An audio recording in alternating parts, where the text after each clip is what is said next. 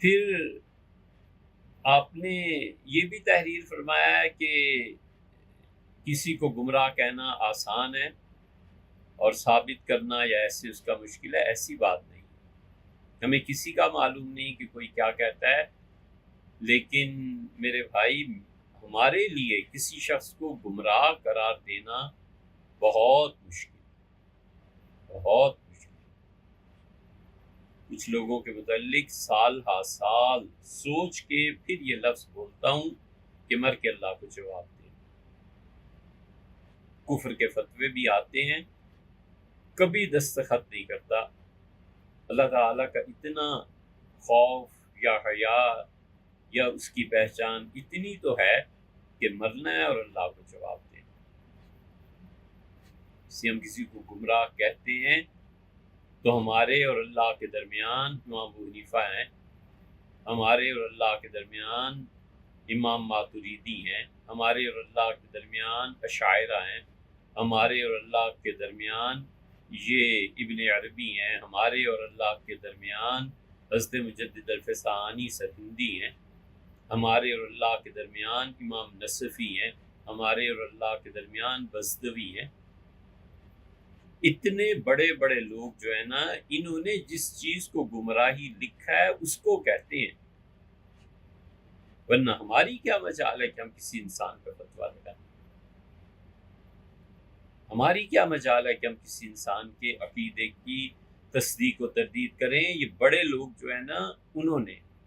اور دوسرا پلر کیا ہے؟ حضور اقدس صلی اللہ علیہ وسلم فرمایا جب فتنہ پھیل رہا ہو اور اللہ نے تم میں سے کسی کو علم دیا ہے اور وہ چپ رہے، اس فتنے کی سرکوبی نہ کرے، اس فتنے کی تردید نہ کرے، اللہ کی لعنت ہو اس پہ، اللہ کے سارے فرشتوں کی لعنت. یہ حدیث سوچ کے زبان پھر کھولنا پڑتی ہے، کیا کریں.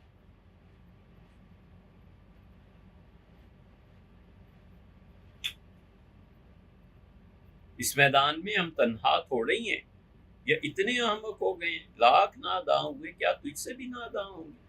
اتنے احمق تھوڑے ہی ہیں کہ اکیلے اتر پڑے. یہ سارے لوگ جو ہیں نا، اب ہے تو شعر ذرا سا ایسے ہی، ایک مصرع سناؤں جگر مراد آبادی کا. در پردہ چشم یار کی شہ پا کے پی گیا. تو جو شہ دینے والے ہیں نا، یہ ہیں پیچھے کھڑے ہوئے.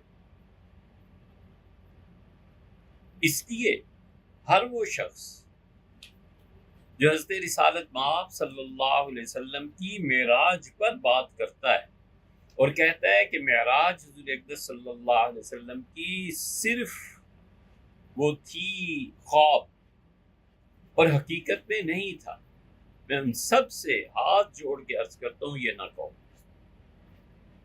نہ کہو.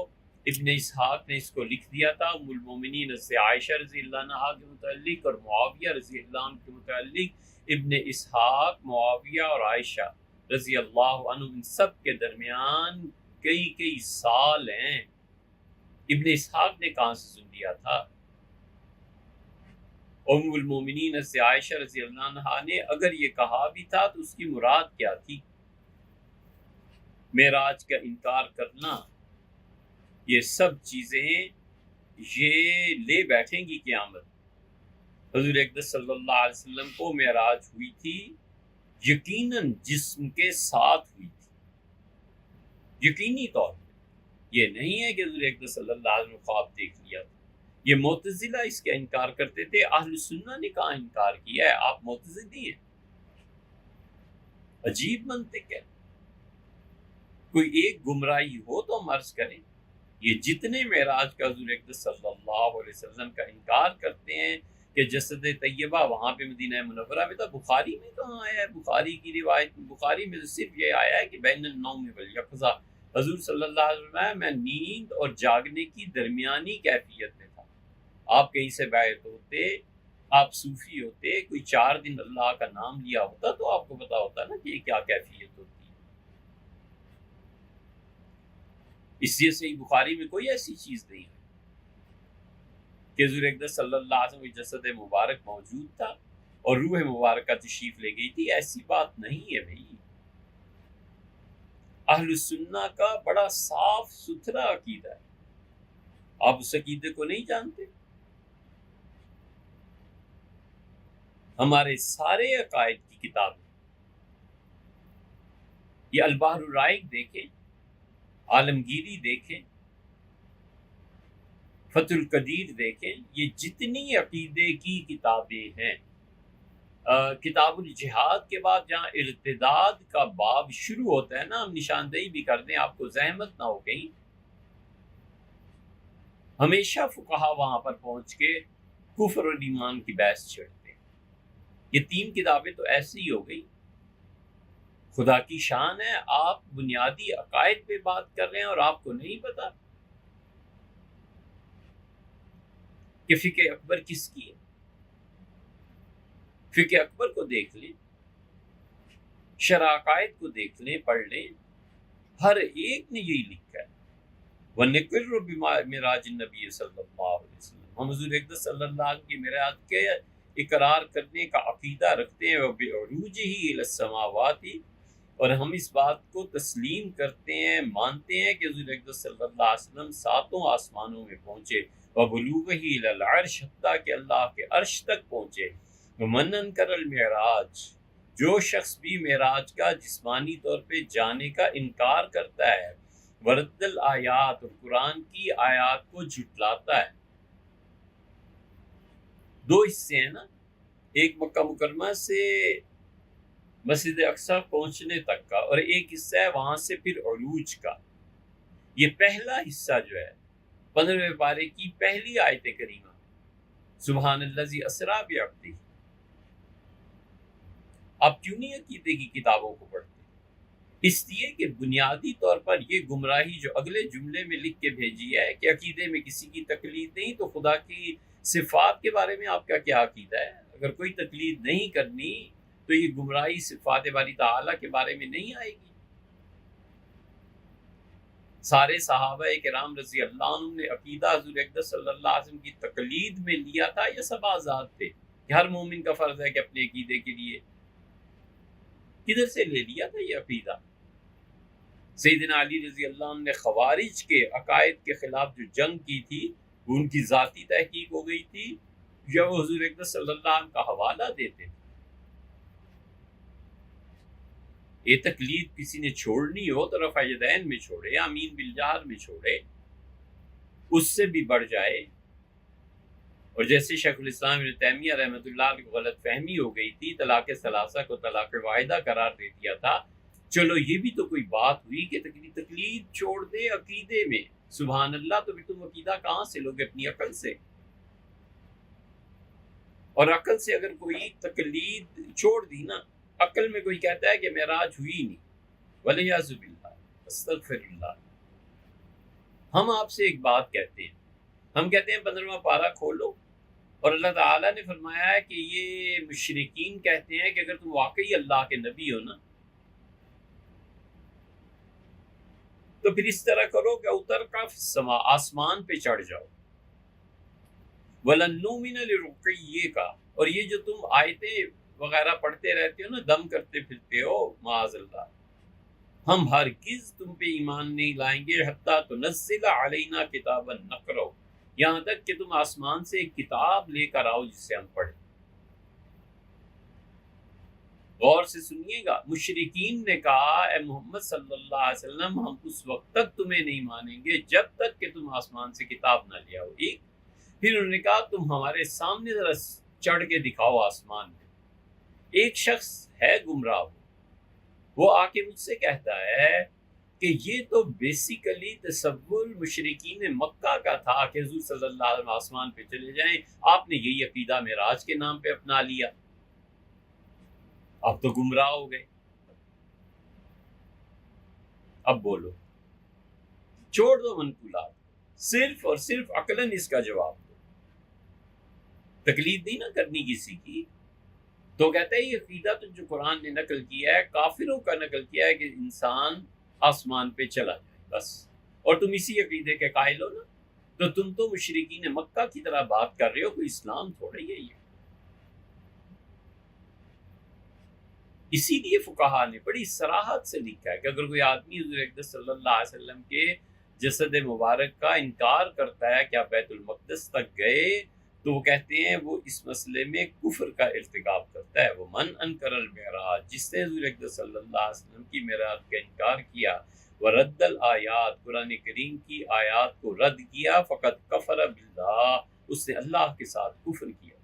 ومن صدق بالآیات، اور جو کہے قرآن کی آیتیں سچی ہیں، وببلوغہ الی بیت المقدس، حضور اقدس صلی اللہ علیہ وسلم بیت المقدس تشریف لے گئے تھے، وانکر المعراج، اور کہتا ہے وہاں سے آسمانوں پہ، اس پہ میں چپ ہوں، میں اس کا انکار کرتا ہوں یا خاموش رہتا ہوں. ویقول لا ادری عرج او لم یعرج، مجھے نہیں معلوم گئے تھے یا نہیں گئے تھے. فهو مبتدع، وہ بدعتی ہے.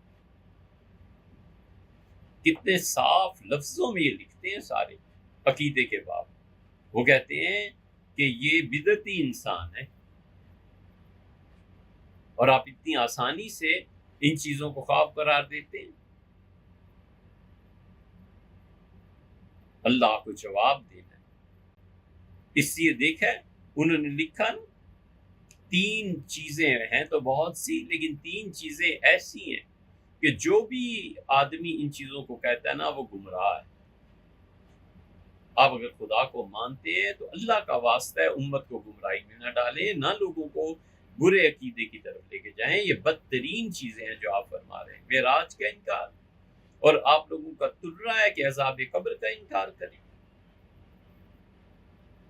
فقہا لکھتے ہیں کہ ينبغي ان يرى عذاب القبر حقا، قبر کا عذاب بالکل برحق ہے.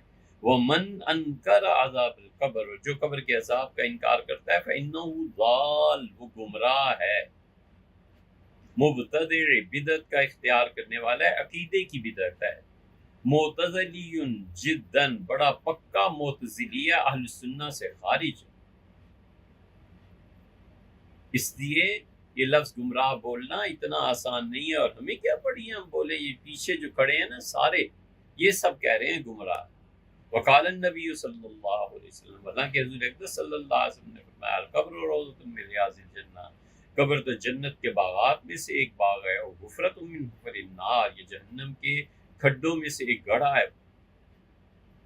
اور حضور اقدس صلی اللہ علیہ وسلم نے فرمایا، عبداللہ ابن مسعود رضی اللہ عنہ نے کہا، من قرأ تبارک الذی بیدہ الملک، جس شخص نے ہر رات کو تبارک الذی 29ویں پارے کی پہلی سورت پڑھی، منع اللہ عز وجل بہا من عذاب القبر، اللہ اسے قبر کے عذاب سے اپنی پناہ میں رکھے گا.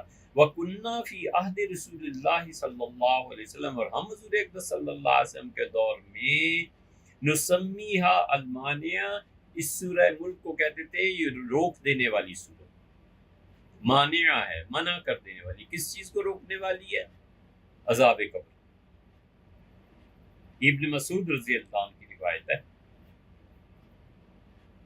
کچھ نہیں تو ترغیب و ترہیب ہی دیکھ لیں. وقال اللہ عز وجل، اور اللہ نے یہ فرمایا کہ من عارض عن ذکری فإن له معیشۃ ضنکا، اور جو شخص ہماری یاد میں غافل ہو جائے گا، غفلت اختیار کرے گا، ہم اس کی زندگی کو تنگ کر دیں گے. کہتے ہیں کہ اراد بقولہ معیشۃ ضنکا، یعنی ہم اس کی زندگی تنگ کر دیں گے. اس کی تفسیر یہ ہے کہ ہم اسے قبر کا عذاب دیں گے. وقت جا فی ھذا اخبار کثیرہ، اس میں بہت روایات مل جائیں گی. ونحن اختصرنا، ہم نے تو بس بہت مختصر 2 حدیثیں ذکر کیا ہے. وَهَذَا الْقَدْرُ کفایۃ للعاقل، اور عقل مند آدمی کے لیے بس یہ تحریر بھی کافی. اور میں تو جب مانوں، جب میں سمجھوں کہ آپ کا علمی پایا ماشاءاللہ اتنا بلند ہے کہ آپ بغیر تقلید کیے اس عقیدے تک پہنچے، ہمیں کہنے کی اجازت دیں گے کہ ہم اصل گھر تک پہنچے، مذہبی داستانیں پڑھ لیے، اور اس سے اٹھ کے آپ ہم پہ آتے ہیں. حبیب الرحمن کاندھلوی اور علامہ تمنا عمادی اور پرویز، ان لوگوں کو پڑھ کے آپ اہل سنہ کے منہ میں آتے ہیں.